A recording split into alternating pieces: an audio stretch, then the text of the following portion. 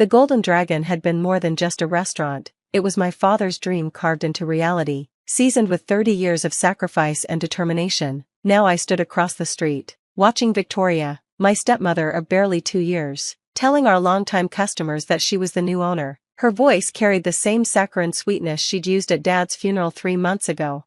I'm Michael Chen, 28, a sous chef at one of the city's top restaurants, or at least I was, until I received the news of Dad's decision to sell our family legacy. The Golden Dragon wasn't just any Chinese restaurant, it was the first authentic Sichuan restaurant in our part of the city, a place where Dad had transformed traditional recipes into works of art.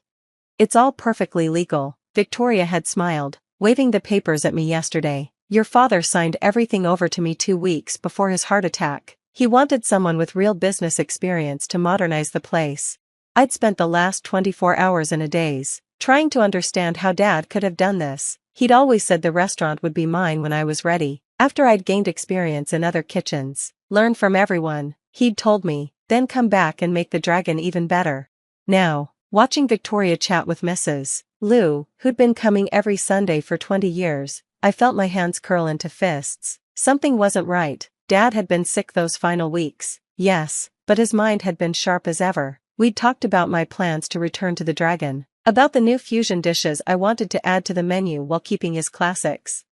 My phone buzzed. Unknown number. Michael? It's Ray. Ray Martinez, your dad's security guard. Ray had worked nights at the Dragon for as long as I could remember. He'd retired last year, but Dad had kept him on the payroll as a consultant, letting him train the new security staff. I need to show you something. Ray's voice was urgent. About the night your father supposedly signed those papers. Meet me at the Silver Cup Cafe in an hour. The Silver Cup was 2 blocks from the Dragon, a quiet spot where Dad used to take his business meetings. As I pushed open the door, the familiar scent of coffee and cinnamon brought back memories of sitting here as a kid, watching Dad negotiate with suppliers and plan expansions.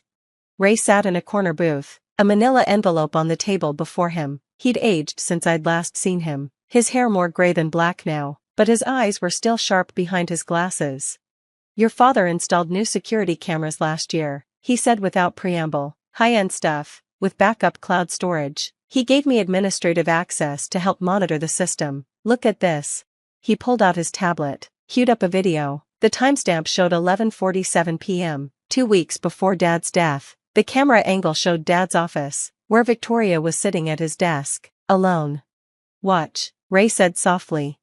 On screen, Victoria opened Dad's laptop, inserted a USB drive. She worked for several minutes, then began printing documents. The next clip showed her practicing something on a piece of paper, Dad's signature. I realized with a jolt.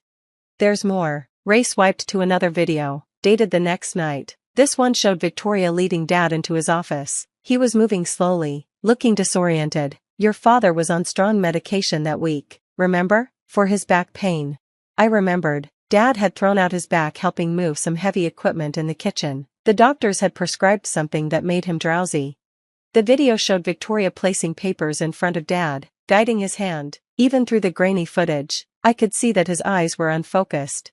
She waited until he was heavily medicated. Ray's voice was tight with anger. But that's not all. Look at this.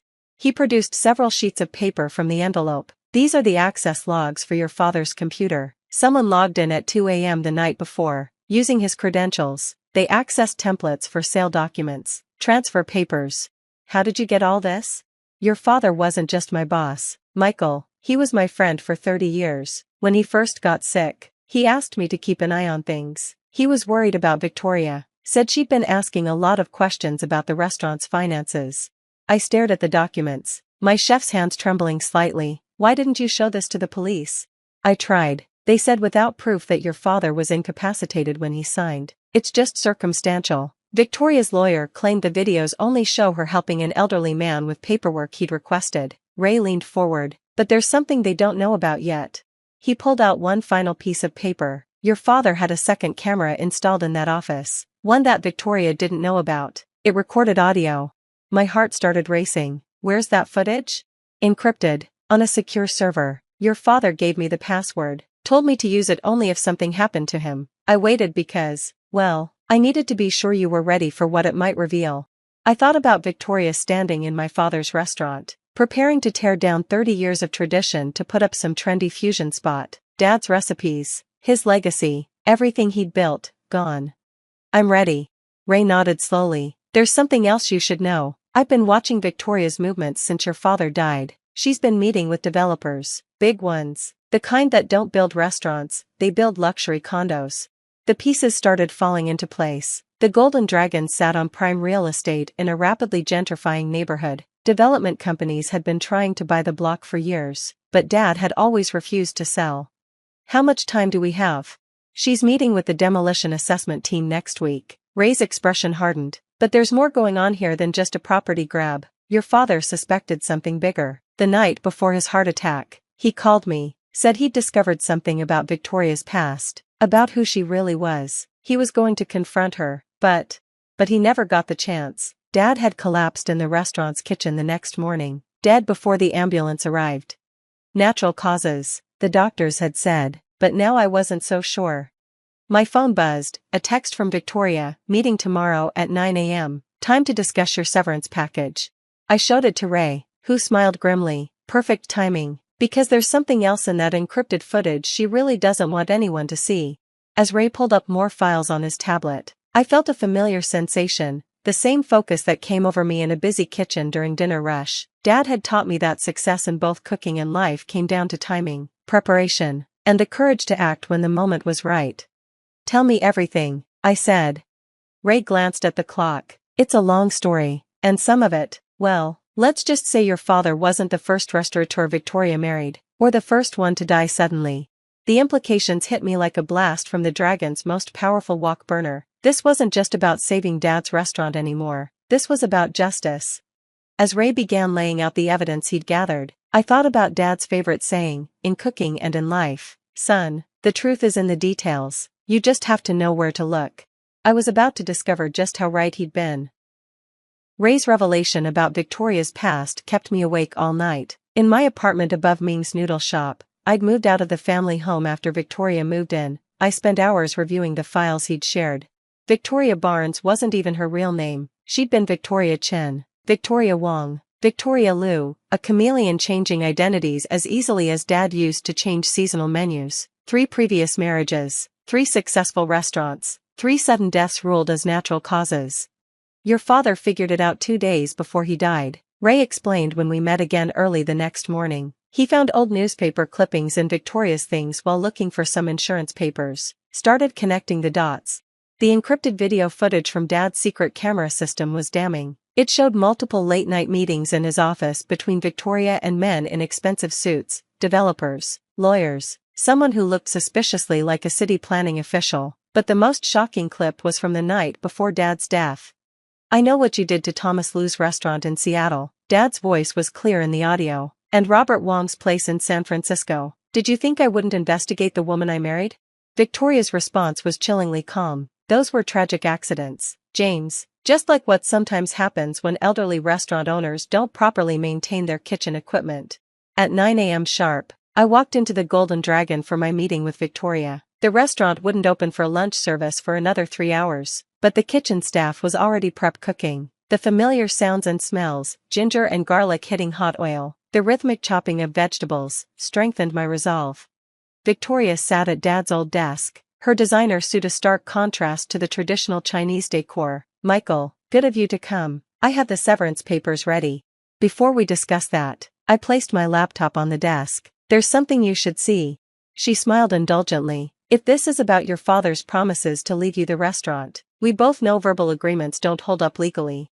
This isn't about verbal agreements. I pulled up the first video file. This is about what really happened in Seattle 5 years ago, at the Golden Palace restaurant.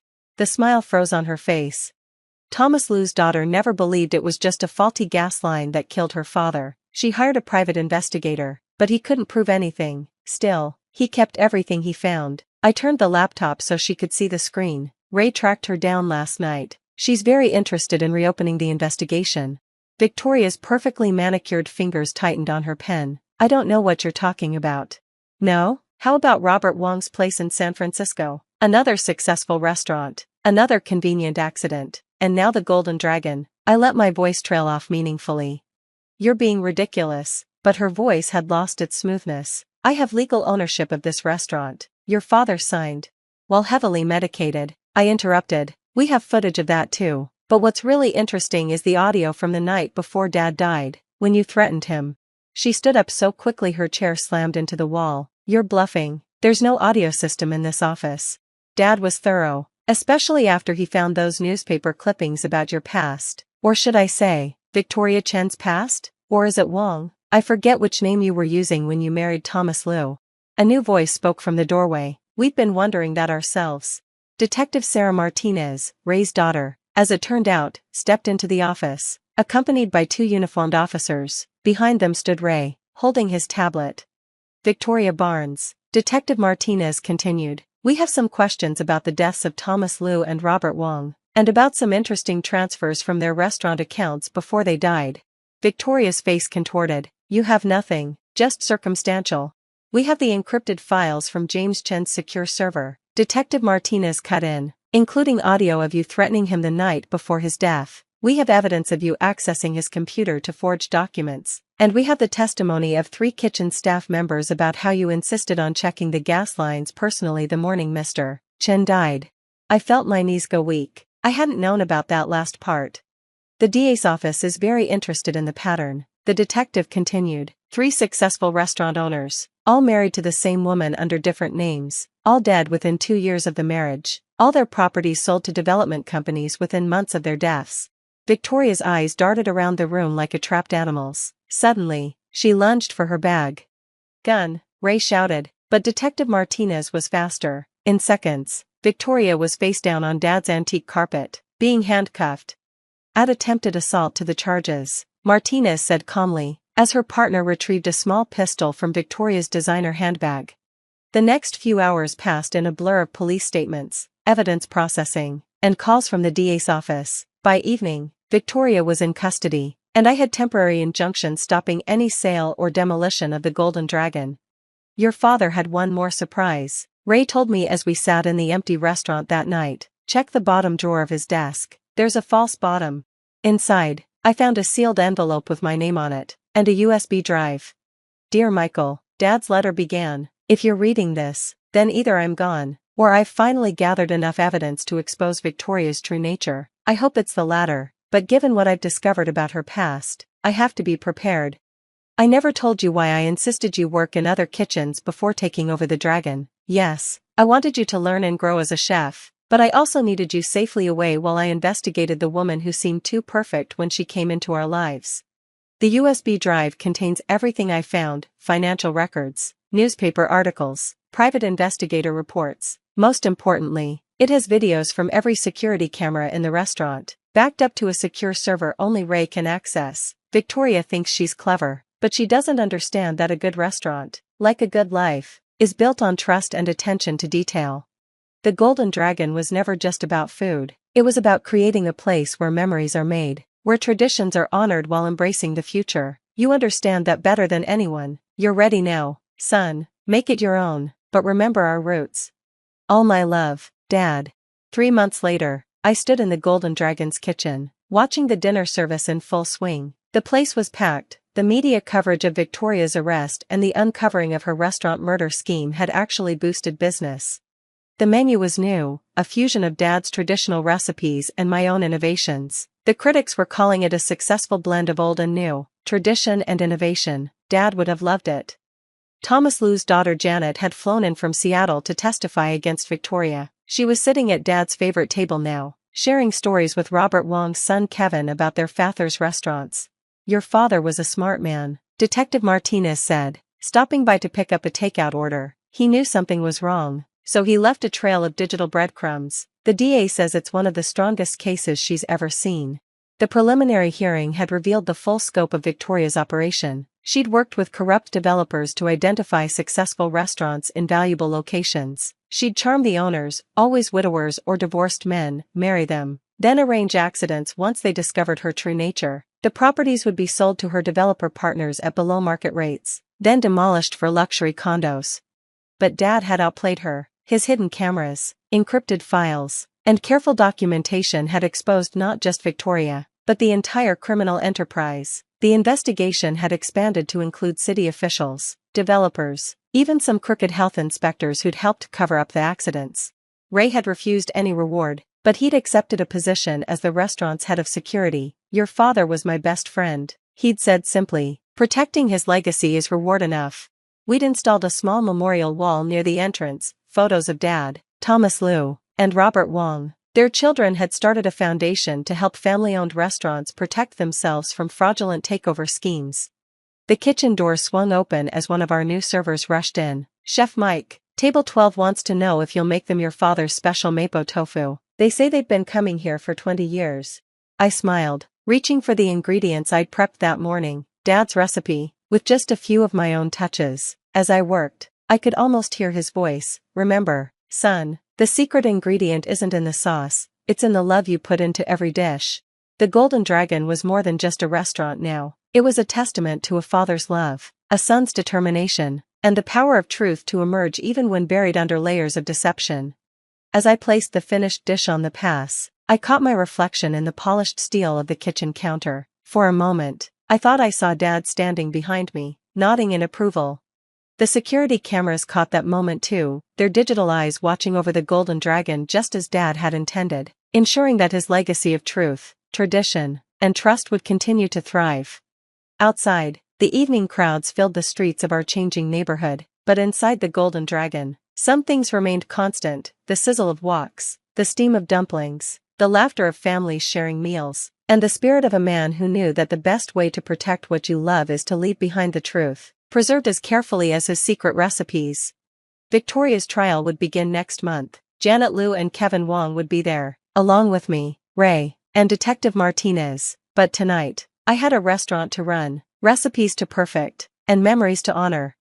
Dad had always said that running a restaurant was like telling a story, every dish, every customer, every moment adding to the narrative. Our story had taken an unexpected turn, but its heart remained the same: family, food, and the unshakable power of truth. As the kitchen hummed with activity around me, I picked up my favorite cleaver, Dad's old one, perfectly balanced and sharp as memory, and began preparing for the next chapter. The end.